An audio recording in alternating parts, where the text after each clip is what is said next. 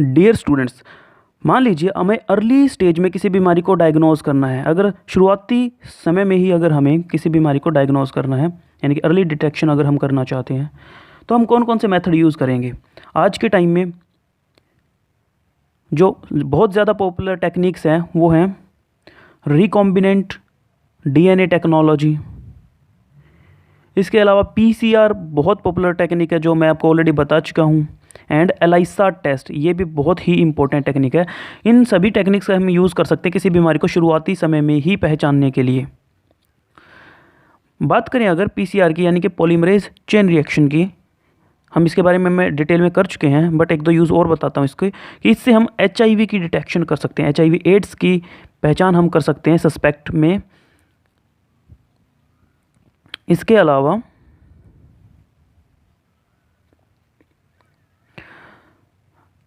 हम किसी gene mutation को डिटेक्ट कर सकते हैं।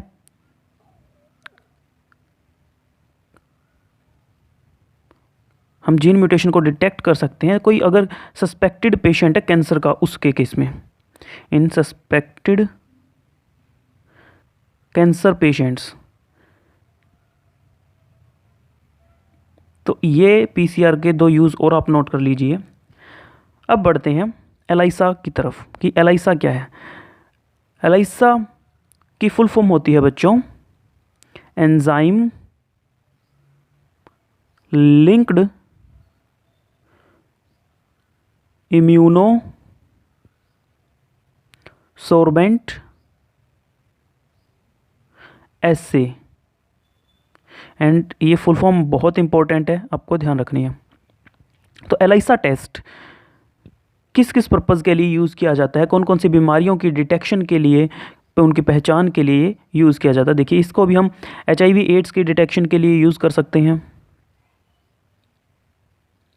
इसके अलावा और भी कई बीमारियों की डिटेक्शन में ये काम आता है, जैसे कि ट्यूबरकुलोसिस, जिसे हम टीबी बोलते हैं जनरली, जो कि एक लंग डिजीज़ है, उसकी डिटेक्शन में हेल्प करता है। और ये हेपेटाइटिस की डिटेक्शन में भी हेल्प करता है। तो ऐसी बहुत सारी बीमारियों के डिटेक्शन के लिए एलाइसा टेस्ट को यूज़ किया जाता है। तो एलाइसा टेस्ट का प्रिंसिपल क्या है, ये वेरी आईएमपी बच्चों आपसे पूछा जा सकता है एग्जाम में कि एलाइसा टेस्ट का प्रिंसिपल क्या है, उसका सिद्धांत क्या है। तो आपको ध्यान रखना है कि एलाइसा जो टेस्ट है वो एंटीजन एंटीबॉडी इंटरेक्शन के ऊपर काम करता है। एंटीजन एंटीबॉडी इंटरेक्शन के सिद्धांत पे ये टेस्ट काम करता है।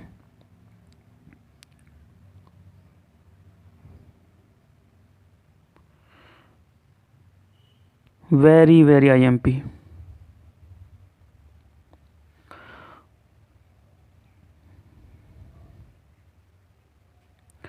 चलिए बच्चों आगे बढ़ते हैं। अब हम देखने जा रहे हैं भाई जो एलाइसा टेस्ट है वो कितने टाइप का होता है। तो एलाइसा जो है मेनली 4 टाइप्स का रहता है। मेनली 4 टाइप का मैंने आपको बताया, जिसमें फर्स्ट है डायरेक्ट एलाइसा टेस्ट, उसके बाद indirect ELISA test, third one is sandwich ELISA test, and last is competitive ELISA test. So ELISA test is mainly of 4 types, out of which today we are going to discuss about only first 2. आज हम सिर्फ पहले 2 को study करेंगे, direct और indirect को। तो चलिए बच्चों डायरेक्ट ELISA टेस्ट को हम स्टडी करना शुरू करते हैं।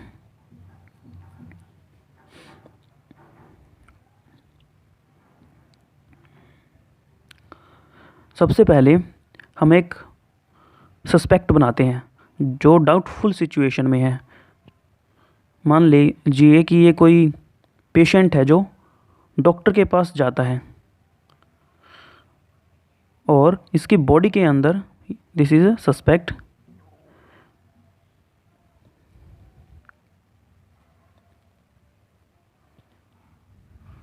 और इसकी बॉडी के अंदर कोई वायरल एंटीजन हो सकता है चला गया हो।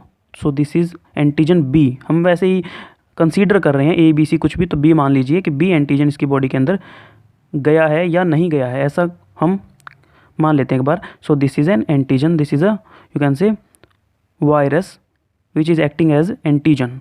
तो ये इसकी बॉडी में डॉक्टर कंफर्म करना चाहता है कि ये वायरस इसकी बॉडी के अंदर है या नहीं है। तो डॉक्टर कैसे कंफर्म करेगा? तो इसको कंफर्म करने के लिए डॉक्टर जो लैब के अंदर जो टेस्ट किया जाता है वहाँ पे क्या करते हैं, एक प्लेट ली जाती है बच्चों। सबसे पहले इस प्लेट को बोलते हैं माइक्रो टाइटर प्लेट। लैब के अंदर इसको कैसे टेस्ट करेंगे भाई उसके अंदर वो वायरस है या नहीं है? एक माइक्रो टाइटर प्लेट ली जाएगी सबसे पहले।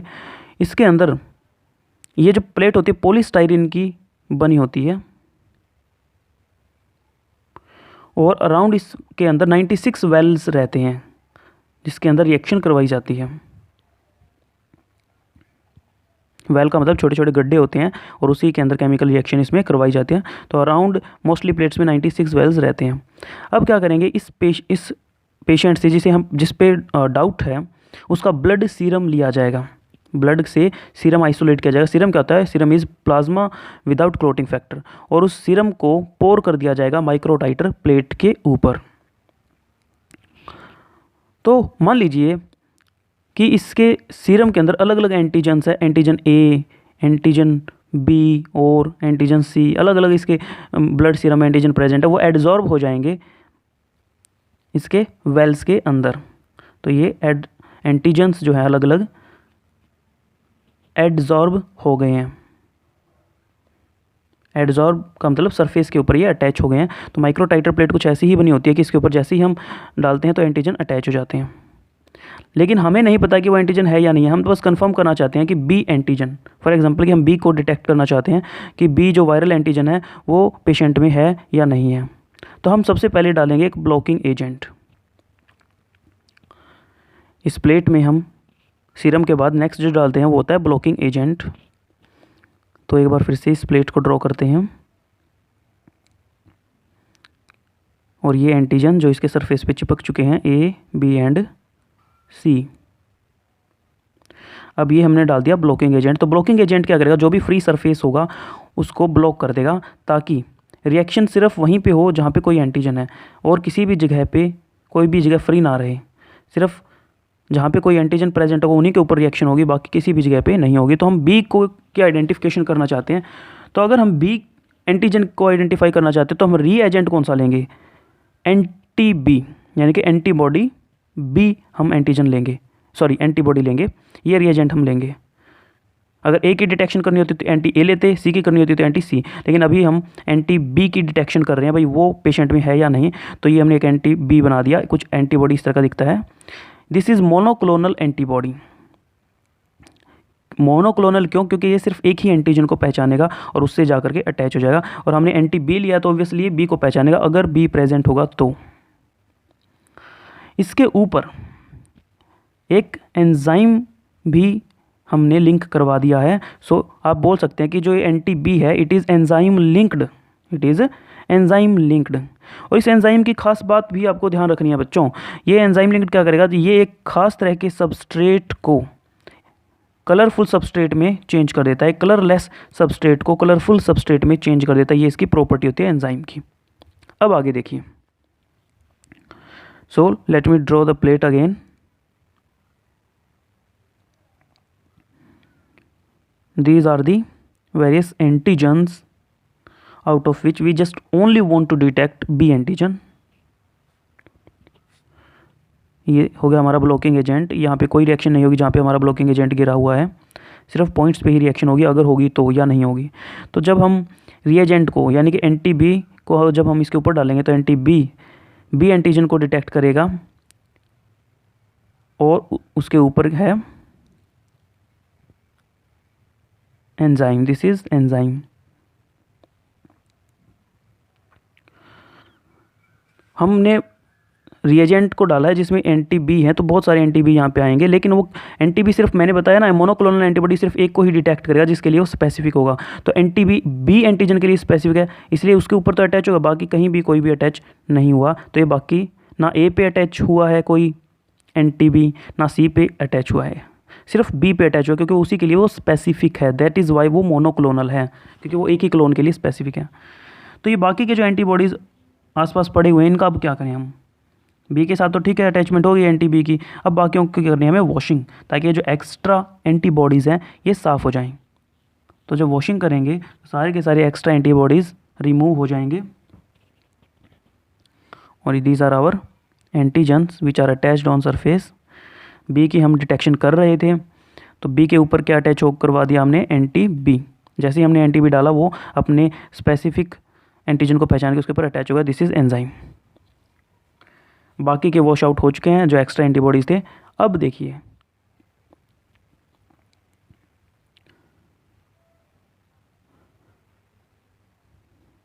अब हम इसके ऊपर डालेंगे सबस्ट्रेट। एक खास तरह का सबस्ट्रेट, एक खास तरह का केमिकल आता है जो कलरलेस होता है। नॉर्मली क्या होता है, कलरलेस। अगर इसके अंदर एंटीजन एंटीबॉडी रिएक्शन हुई है तो वो एंजाइम क्या करेगा, ये एंजाइम क्या करेगा, इस कलरलेस सबस्ट्रेट को कलरफुल सबस्ट्रेट में चेंज कर देगा। दिस इज़ कलरलेस, और ये एंजाइम क्या करेगा, इसको कलरफुल सबस्ट्रेट में चेंज कर देगा, लाइक दिस। ठीक है, तो क्योंकि हम देख सकते हैं सेंटर में रिएक्शन हुई है एंटीजन एंटीबॉडी की, तभी ये कलरफुल प्रोडक्ट बन रहा है। क्योंकि अगर ये रिएक्शन नहीं होती तो सारी एंटीबॉडी ही वॉश हो जाती है, लेकिन बीच वाली वॉश नहीं। तो देखिए बच्चों, आगे ये कलरफुल प्रोडक्ट इसमें बनेगा। अब हम इस प्लेट को, इस माइक्रोटाइटर प्लेट को एक मशीन में डालेंगे। एक खास तरह की मशीन आती है जो कलर, क्योंकि हम इसको डायरेक्ट इस कलरफुल प्रोडक्ट को आइडेंटिफाई नहीं कर सकते, तो हम एक मशीन होती है जिसको बोलते हैं स्पेक्ट्रोफोटोमीटर। ये स्पेक्ट्रोफोटोमीटर ही इस कलर की पहचान कर पाता है। तो हम अपनी प्लेट को ले जा करके स्पेक्ट्रोफोटोमीटर मशीन में रख देते हैं। अब अगर एंटीजन प्रेजेंट है तो कलर प्रोड्यूस हुआ होगा, राइट। देखिए, कलर अगर प्रोड्यूस हुआ है दैट मीन्स कि एंटीजन प्रेजेंट है।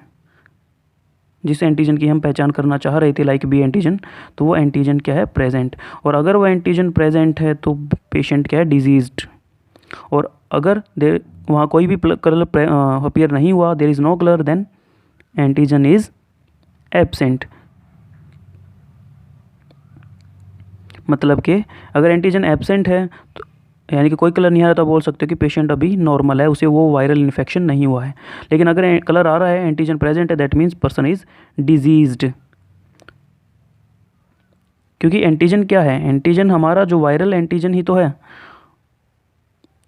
और उसी से पर्सन डिजीज्ड है। इस टाइप से डिटेक्शन की जाती है डायरेक्ट एलाइसा टेस्ट के अंदर। बट इस टेस्ट की एक लिमिटेशन है बच्चों, एक कमी आप बोल सकते हैं। देखिए क्या लिमिटेशन है। कमी इसकी ये है कि अगर आप खुद सोचिए कि एंटीजन की कंसंट्रेशन अगर कम हो, मान लीजिए हम बी एंटीजन की को पहचानने की कोशिश कर रहे थे, अगर उसकी कंसंट्रेशन कम हो, if antigen is very less, ऊपर देखिए, ये देखिए, अगर ये बी एंटीजन की कंसंट्रेशन ही कम हो तो कलर कम प्रोड्यूस होगा ना। If antigen is very less, less colour will be produced. और अगर कलर कम प्रोड्यूस होगा तो स्पेक्ट्रोफोटोमीटर उसको आसानी से डिटेक्ट नहीं कर पाएगा। पुअर डिटेक्शन होगी बच्चों, पुअर डिटेक्शन ऑफ एंटीजन, और यू कैन से वायरस। ठीक है, तो अच्छे से अगर पहचान ही नहीं होगी तो आपको कैसे पता चलेगा कि उसको पेशेंट को ये प्रॉब्लम है या नहीं है। तो इस समस्या का एक समाधान है, क्या सोल्यूशन है कि हम और एक एडम हमने टेस्ट विकसित किया जिसको हम बोलते हैं indirect ELISA test. Direct ELISA test के अंदर थोड़ी सी मॉडिफिकेशन करके हमने एक नया टेस्ट विकसित किया, that is indirect ELISA test. तो हम आज के टाइम में इनडायरेक्ट को प्रेफर करते हैं क्योंकि इसका रिजल्ट ज़्यादा सही आता है, ज़्यादा एक्यूरेट आता है। इसमें भी हम स्टार्टिंग में वही करेंगे, माइक्रोटाइटर प्लेट लेंगे, स्टार्टिंग वाला प्रोसेस हमारा काफ़ी हद तक सेम है। उसके ऊपर ब्लड सीरम डालेंगे सस्पेक्ट पेशेंट का, अगर एंटीजन हो गए तो सरफेस पे एड्जॉर्ब हो जाएंगे। अब मान लीजिए वही हमें अगर बी एंटीजन को आइडेंटिफाई करना है तो हम क्या करेंगे, हम इसके ऊपर एंटीबॉडी डालेंगे और यू कैन से रिएजेंट डालेंगे जो हमारा एंटी बी है, this is anti B. But इस बार हम एंजाइम नहीं लेंगे। पिछली बार हमने एंजाइम भी लिया था एंटीबॉडी के साथ में, अब की बार नहीं लेंगे। This is monoclonal antibody. पिछली बार भी हमने यही मोनोक्लोनल एंटीबॉडी ली थी क्योंकि ये सिर्फ एक एंटीजन को पहचानती है, बी को। और इसको हम यहाँ बोलेंगे primary antibody. This is our primary antibody. और यहाँ हमने कोई एंजाइम यूज़ नहीं किया इसके साथ में, it is not enzyme linked. जब इसको इसके ऊपर डालेंगे तो क्या होगा, देखिए बच्चों, ये ऑब्वियसली अपने एंटी बी है तो बी ही एंटीजन को डिटेक्ट करेगी, ना ए के साथ जुड़ेगी ना सी के साथ जुड़ेगी, और ये जा करके अटैच हो जाएगी। अब इसके पास भी कुछ स्पेसिफिक साइट होती है यहाँ पे और अलग अलग जगह पे एंटीजेनिक साइट होती है। मैं आपको बड़ा करके डायग्राम दिखाता हूँ, इसको एक बार बड़ा बना लेता हूँ बाहर ताकि आपको और अच्छे से क्लियर हो जाए। तो यहाँ पे ये देखिए, this is one antigenic site, this is another antigenic site, एक और बनाते हैं, this is one more antigenic site. तो इस तरीके से इसके ऊपर अलग अलग तरह के एंटीजेनिक साइट्स हैं। इन एंटीजेनिक साइट्स को हम बोलते हैं एपीटॉप्स, दीज आर एपीटॉप्स। ओके, तो अब हम क्या करेंगे, हम इस एंटीबॉडी के ऊपर पॉलीक्लोनल एंटीबॉडीज़ डालेंगे, या आप बोल सकते हो सेकेंडरी एंटीबॉडी डालेंगे। Now we will use secondary antibodies, और जो सेकेंडरी एंटीबॉडीज़ हम यूज़ करेंगे वो हम यूज़ करेंगे polyclonal. So this is a polyclonal antibody. Polyclonal क्या है, एक से ज़्यादा एंटीजेनिक साइट को पहचान सकते हैं, और इसके साथ हम एंजाइम भी लेंगे, यस इसके साथ हम एंजाइम भी लेंगे। So polyclonal as the name indicating poly, मतलब ये कई सारे क्लोन्स को डिटेक्ट कर सकती है, कई सारे एंटीजन्स को पहचान सकती है, बहुत सारे एंटीजन्स को पहचान सकती है। तो ये सभी एंटीजन्स के डिफरेंट एंटीजन्स पे अटैच हो जाएगी। मोनोक्लोनल सिर्फ एक ही एंटीजन को पहचानती थी, बट ये देखो अलग अलग एंटीजन्स को पहचान के उनके ऊपर अटैच होगी। तो इस एंटीजन को पहचान के इसके ऊपर भी अटैच हो जाएगी, और इसके साथ एंजाइम भी है, और एक इस एंटीजन को पहचान के इसके साथ भी अटैच हो जाएगी, एंजाइम भी है साथ में, ठीक है ना। तो देखो कितने सारे क्लोन्स को पहचान रही है, इसीलिए इसको पॉलीक्लोनल बोलते हैं। तो यहाँ पे हम दिखा देते हैं अब इस इसी डायग्राम को दोबारा से। तो ये देखिए, ये अलग अलग एंटीबॉडीज़ यहाँ पे अटैच हो जाती है ऐसे, और सभी के साथ एंजाइम लिंक्ड है, मतलब एंटीबॉडी के ऊपर एंटीबॉडी है, सभी के साथ क्या लिंक है, एंजाइम लिंक है, जो कि ये कलरलेस सबस्ट्रेट को चेंज करने की क्षमता रखता है कलरफुल प्रोडक्ट में। अब हम वही सेम प्रोसेस करेंगे कि हम कलरलेस सबस्ट्रेट को डालेंगे। So this is our colourless substrate. अब यहाँ पे देखिए बच्चों, एंजाइम ज़्यादा है, सभी के ऊपर एंजाइम है, तो सभी कलर प्रोड्यूस करेंगे, ये भी प्रोड्यूस करेगा, ये भी और ये भी, तो कलर ज़्यादा प्रोड्यूस हो रहा है इस केस में compare to last case. More colour production is here, antigen वही है, उतनी ही कंसंट्रेशन में है, बट फिर भी कलर ज़्यादा प्रोड्यूस हो रहा है, क्योंकि अब की बार हम मोनोक्लोनल के ऊपर पॉलीक्लोनल एंटीबॉडी हमने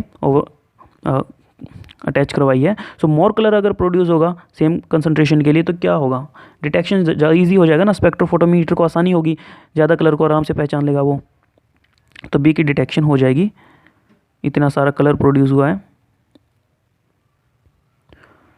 सो जैसे ही so it will be easy to detect, easy detection होगी बच्चों, कहाँ पे, जब हम इसको डालेंगे मशीन में, स्पेक्ट्रोफोटोमीटर में। तो बहुत इजी है बच्चों, इस टाइप से हम पिछली वाली डायरेक्ट एलाइसा की कमी को पूरा कर सकते हैं by using indirect ELISA test. So I hope कि आपको वायरल बीमारी को पहचानना आ गया होगा। Thank you.